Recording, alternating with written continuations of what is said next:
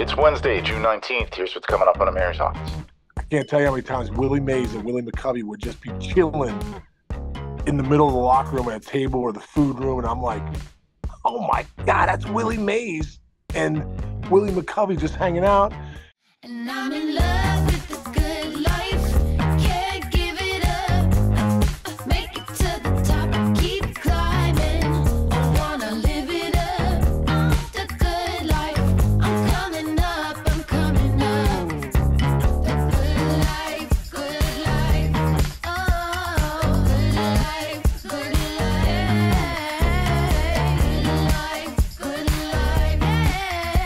Boom, coming in hot, dizzy out here in Montana. Holy cow, you are in God's country, Sean Casey. Folks, you got to see the YouTube of this. That is like the most beautiful backdrop I've ever seen. It almost looks like a green screen. It almost looks fake, but it turns out it's real.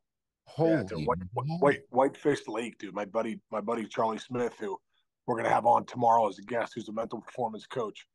Awesome guy. He has a buddy. It's not even his. He has a buddy. He has a buddy. So, and Charlie was like, "Hey, do you and Sarah want to come out for a couple of days and join Nina and I, his wife?" And then I was like, "Yeah, that sounds great." And I didn't know it was going to be this. holy holy! I got to get out there. I'm boys with Matt Castle. Sorry, name dropping there. Former quarterback. Is Matt Castle based out here? He's got a compound out there, dude. I think what's your show? Yellowstone? Yellowstone. Matt Castle's compound so big that the cast of Yellowstone, I think, stays at his compound when they're recording the show. What? Are you kidding me? All right, tell Matt I'm stopping over later tonight for dinner. I will. I'll connect you guys. You guys would love each other. It's ironic that you're in God's country right now because we Dude, really quick. I want to tell my Matt Castle story. Oh, you got a Matt? Yeah, dude. Really nice guy. Treated me so good. I went to 2008. I was with the Red Sox. Went to Patriots camp. Scott Pioli, who's a buddy of mine, was their GM at the time. Introduced me to Castle. Castle was so cool, showing me around. And Brady's running by, a crowd everywhere. He's like, "Hey, Tom, real quick. Hey, come over and meet Sean Casey." And Tom was like, "It's the only time I met Tom Brady. Come over. Hey, how you doing, man?" Obviously Tom had to go. He's like, "I'll catch you. All right, nice to meet you." But I was like, Matt Castle was my connection to meet Tom Brady. So let's go. The Red Sox Pats connection bigger than anything because isn't Uke married to Brady's? Oh, Uke's married to Brady's sister, Julie. That's amazing. Yeah. That's an amazing. Yeah. Anyway, I always say I beat the Brady. Because one night at Wrigley, I always say I beat at least one Brady member one-on-one. I beat Julie Brady in Papa Shot after a Pearl Jam concert in the Cubs. It turns out I think I lost, to tell you the truth. But I tell her, I tell Uke I won. I said, "Tell Julie when she want to come back one-on-one on Papa Shot. I'm ready." Nice. That's awesome. Well, it's fitting that you're in such a beautiful place in God's country. We say we lost a baseball god.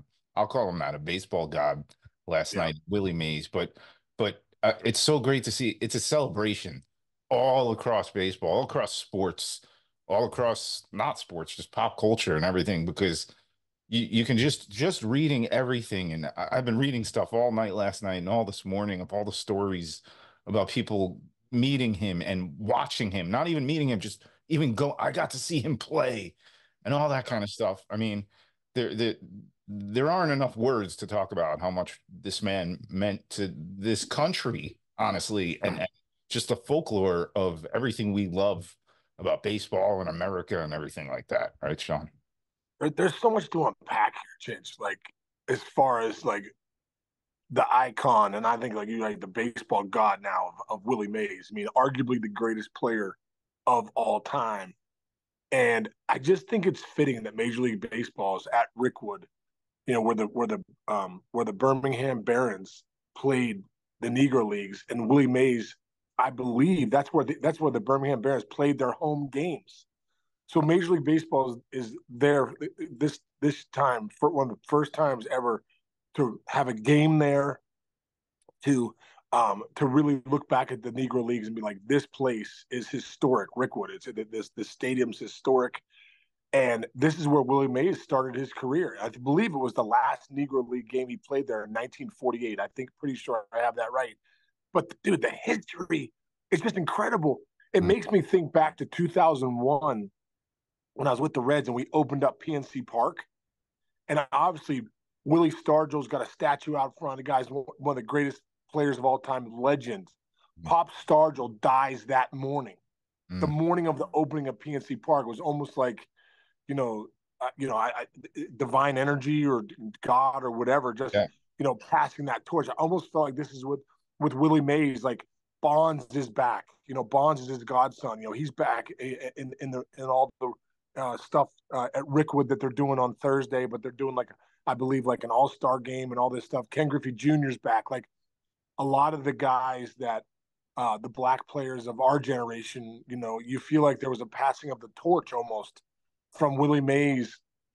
And, Hank Aaron died a few years ago, but Frank Robinson just passed a little bit ago. Like these guys that really were the glue of the generation of the Negro Leagues to Major League Baseball are starting to pass away. And now you're, seeing Bonds back in the game a little bit, at Rickwood here.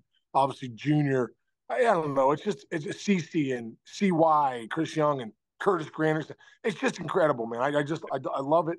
And I think Willie Mays was such a figure of maybe the greatest player of all time. And he was one of the guys to bridge the gap from the Negro Leagues to Major League Baseball when they, finally they finally had the inclusion there. And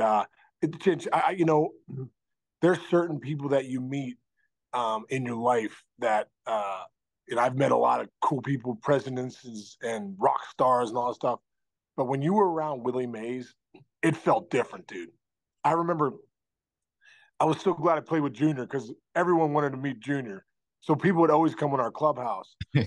So when we would go play the Giants, I can't tell you how many times Willie Mays and Willie McCovey would just be chilling in the middle of the locker room at a table or the food room. And I'm like, oh my God, that's Willie Mays and Willie McCovey just hanging out.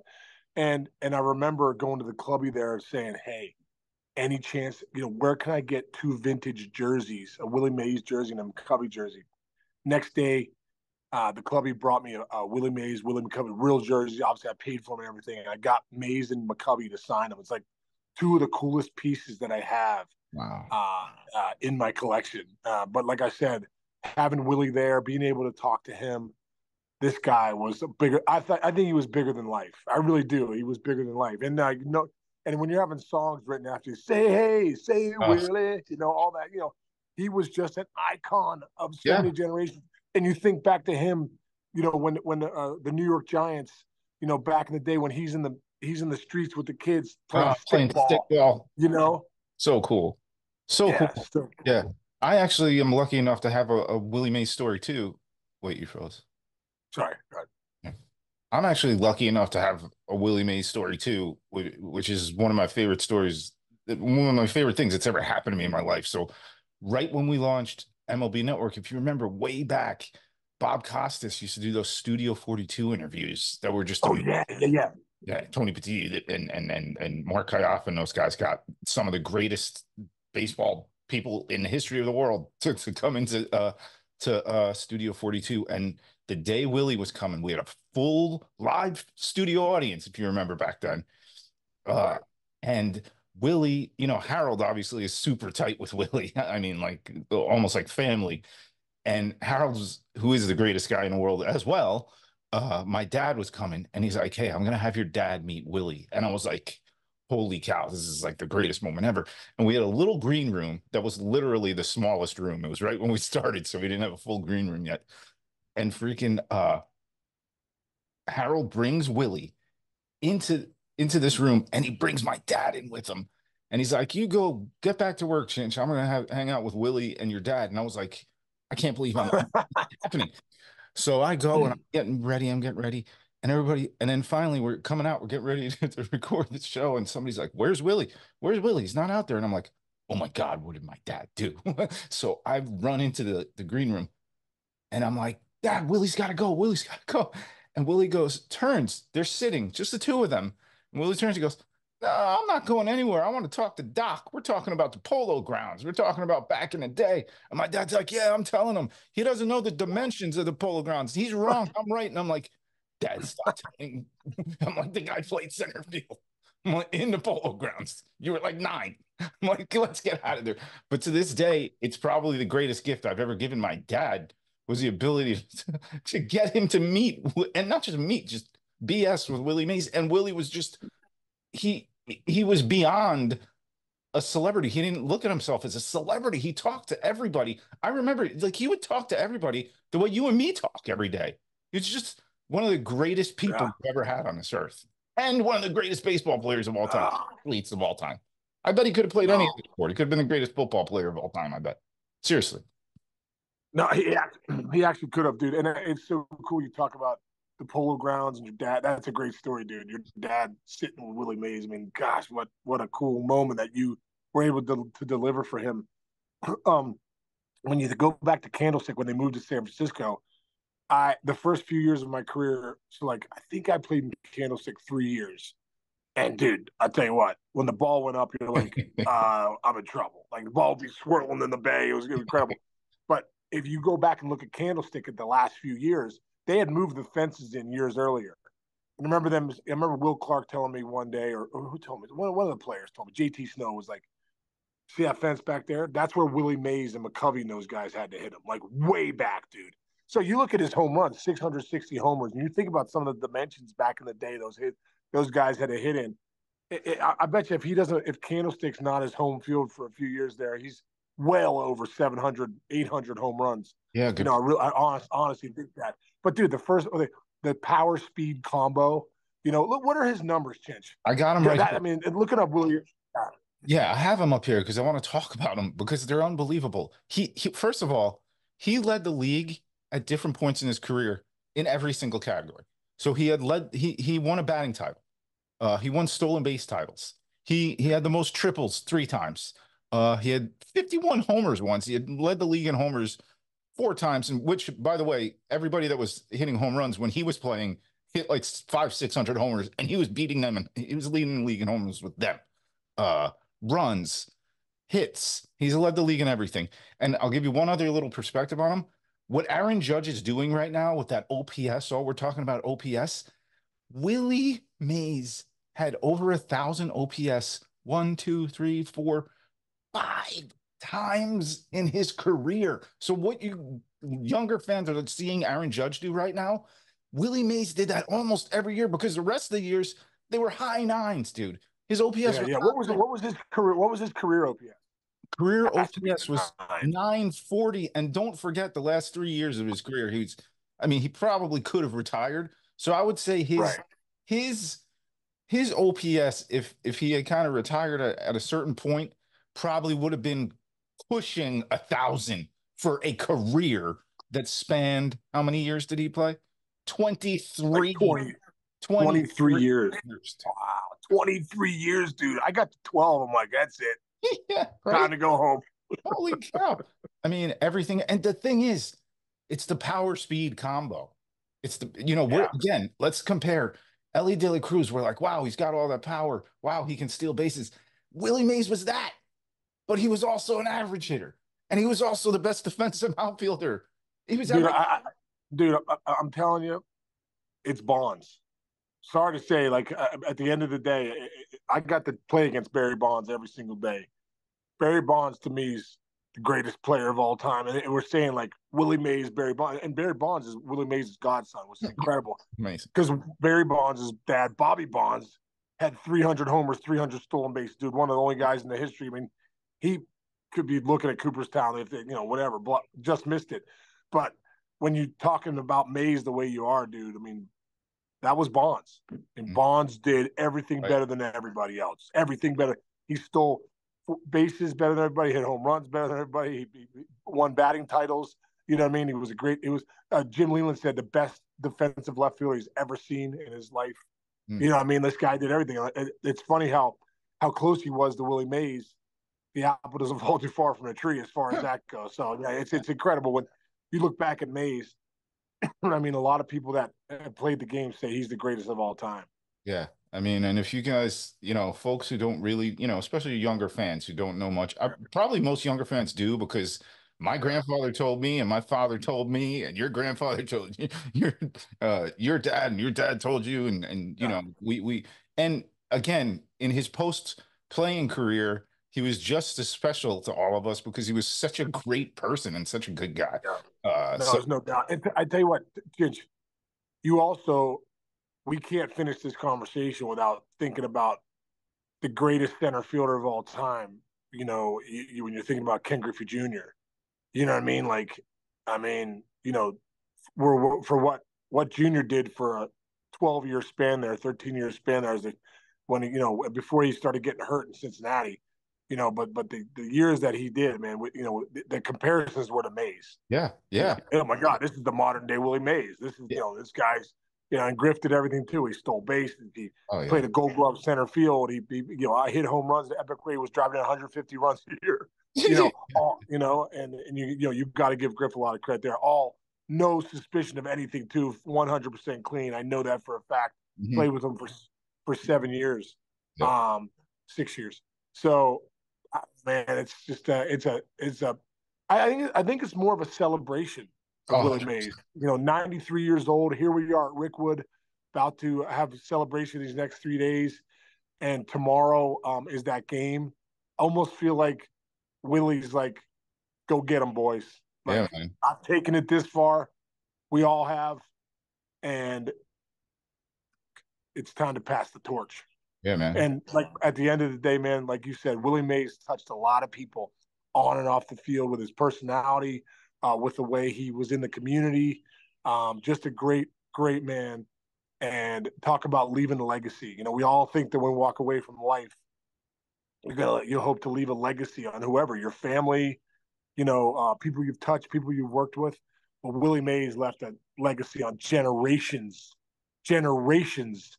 of kids and men and adults and people in the game that looked up to him and the way he played and how he treated people. And so, hats off to Willie Mays and all he did for baseball, but all he did for our culture. He was a cultural figure, and civil rights, everything, man. So it's a sad day, and it's also a great day to reflect on a great man that touched a lot of people. Yep. Hey, man, that's the song. Willie, Mickey, and the Duke are probably up there right now, all hanging out, catching up, catching up. That's what like. Exactly. Oh Nice. man. Well put, dude. So, hey, let's get into the game goes on and we saw some magical baseball last night, which was also kind of poetic. We saw a lot of things that we have not seen in years, starting with the Dodgers, another storied franchise started in New York. One of their biggest comeback. Well, read this. According to the Elias Sports Bureau research, the Dodgers had lost 1,137 straight games when trailing by 5 or more runs in a ninth inning or later, dating back to 1957. Their last year in Brooklyn. Wow. That was the second longest active streak in that scenario. Only the Mariners still haven't done that. But hey, man, the great teams, they just break your back. And they did it in a very unique way last night. Hayward pinch hit grand slam, first grand slam of his career, and then they just started banging around and then come in and put the killer blow on there, dude. The Dodgers are scary and they don't even have bets right now. It's like Well, you're seeing other guys. You're seeing with Betts being down, that's a big blow. But Otani goes to the leadoff spot. Obviously, the kind of Will Smith goes to 2. Freeman's right sitting there at 3. But then you got guys like Teoscar Hernandez is a huge 3-run homer. Jason Hayward comes in for a pinch hit grand slam. You know what I mean? Like they still got some bangers in that lineup, man, and they really showed it. Hey, listen, it's Chinch. It's also nice to put up 7 runs. You can put up 7 runs in Colorado in a hurry. It worked out good that they were out there in Colorado because that's a good place to try and put up 7 if you need them in 1 inning. Great point. Great point. Another one with ties to Willie Mays. The Mets extend their win streak, and they did it in amazing fashion last night. They were down 6-3. Battle, came back and win again. And the coolest part about this, Severino gave up a 5 spot in one inning, put them down. After the inning, they show a shot in the dugout, which is really amazing. And it was your boy Mendy and the pitching coach, and they're talking to him. They're like, "All right, that's it." Patting him on the back, and he's like almost praying, like, "Please, please listen to me. Keep me in there. I'm all right. I can keep going." And you see Mendy kind of looking at him, and he's like looking through him, like trying to see if he really means it. And he's like, "All right, go for it. Go back out there." Sent him back out there. Stayed settled. He had settled in after that one inning, and he kept them in the game. But that's also, again, I love the way Mendy kind of bends the rules a little bit and goes with gut over the analytics sometimes, and credit to the Mets letting him do that as a manager. It's not most Well, teams are doing that. Well, listen, at the end of the day, this game's a game of confidence. And you got whatever, 80 games to go, 90 games to go. And Luis Severino's got to be one of your horses if the Mets want to win the East and they want to go anywhere. So when you get that conversation, I'm sure when Mendy lined up with Severino, they have history too. They were in New York together a long time, so they know each other well. Right. And when Sevy's like, "Hey, listen, I need you put me back out there," like as a manager, I would have done the same thing. Hey, it's your game. Go get them. You know what I mean? At that point, if I'm seeing genuine, and Sevy went out there, locked it down, kept the game close. But if you pull Sevy there, now you're burning your bullpen for the rest of that game, man. For Severino to say, you know what, I don't, I was just a bad inning, and I can keep it going. So I love it, man. I love it. As a manager, man, your job is to show guys you believe in them. That right there was an opportunity for Mendy to say, "I believe in you. I believe what you're saying. Go get them now. Go do your job." Obviously, right? Yeah, and to that point, so Severino comes out, and the last pitch Severino threw was, I forgot who hit it, was a bomb to dead center, caught on a warning track. Mendy comes running out of the dugout, and Severino's like, "Yep, I'm done. You got me. Get me out of there." But just the conversation that happened before that was almost more valuable than that one extra out that he got. And Severino's like, "Thanks for letting me in there. I'm done. Obviously, I'm done." And he just hit a bomb off me. Let's go get the win, Skip. So really good. The culture was so bad it felt like with the Mets, but I don't think it ever was, because they seem like they're all kind of banding together. It's fun to watch because they were dead in the water. Yeah, when you win and you start to hit, the culture turns quickly. Yeah. I was like, you want a good culture, win some ball games. Culture will change really fast. Yeah, exactly. You want a bad culture, lose some games. Yeah, that's a great point. And then one more we got to get to. So the battle between the Yankees and the Orioles, you could feel the intensity in that game last night. Aaron Judge gets hit on the hand. The internet explodes with the Yankee fans going, "Oh my God, oh my God, oh my God." Pulled him out of the game. He came out after the game. He got the x-rays and stuff, says, "I'm good to go. I'm ready. I want to play tomorrow," all this and that. So, but during the game, it was a terrifying time if you were a Yankee fan. Everybody's posting, "Is he okay? Did he break his hand?" It was almost looked like the same shot that hit Mookie a couple days ago, but it got his pinky, and I don't think it didn't break anything. So knock on wood. Now, later in the game, another dude gets hit on the Yankees. I think it was Glaber. This is what's kind of interesting. So obviously this rivalry is pretty heated right now. They cut to a shot of Verdugo, who's like leaning over the fence. The Orioles are out on a mound. Here's the quote, and I'll dumb it down a little bit. It was after the second hit by pitch. They cut to the shot of Verdugo, and he's pointing. We believe, they don't know who, but they think it's to the pitcher who hit Glaber. And then they think he's talking about the dude that hit Judge in the second point. But Verdugo says, and I quote, "Just me and you. And then after I'm done with you, I'm going to bleep that guy." And he points, we think, to what's his name, who hit Judge. It's just so funny to me. You saw how Verdugo handled being in Boston the other day, hitting a bomb in his first at bat against a team that really kind of didn't want him there. Again, I think it comes back to your culture of winning. I think Verdugo on your team, when you have a winning team, he's like the best thing. I think if Verdugo's personality is on a team that's really not doing well, you probably want to get him to a great team like he's on right now. And he has found the perfect fit in the Bronx, I got to say. Well, dude, I know that the guys love him in the clubhouse. They love him. They say he's like, and I heard too, he's like friends with everybody. He's kind of friends with the pitchers. He's kind of friends with, everybody, the white guys, the black guys, Latinos, everybody. It's like he kind of runs the gamut in the clubhouse, so you can see his passion for you gotta love it, man. You gotta love it. You gotta love. Obviously, stuff like that probably never happens, but you love the back and forth. The passion's high. The emotions are high. Anytime a guy like Judgy gets hit like that, and you do think about the bets happening a couple of days ago, that would have been a huge blow. So they all know, hey, if you're gonna pitch in, do it right. You know what I mean? Like, don't be so close. And it's funny you say that. There was a long stretch for the Yankees where they were kind of getting a knock for not fighting back, not hitting guys back, all the way back to like when Pedro used to hit Jeter. They were like, they need to retaliate. They need to retaliate. And those Yankee teams didn't really.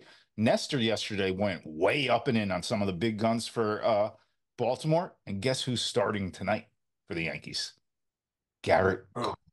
Oh, that's right. Cole's starting tonight. I forgot about that. Somebody, I think it's one of the Barstool guys, somebody, or one of the Talking Baseball guys was like, it's going to be ironic that the first pitch Gerrit Cole throws this season is going to be a fastball at somebody's neck.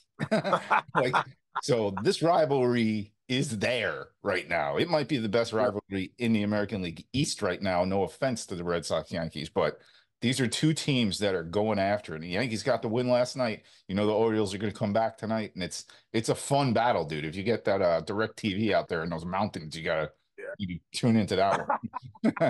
But we'll see. Well, what's great, Chinch, is that a lot of young blood on the Yankees, a lot of young blood on the O's, and there's also those veteran presence guys too, like a Corbin Burns and a Gerrit Cole and a obviously, Judgy, superstar player, Gunnar Henderson, superstar Adley.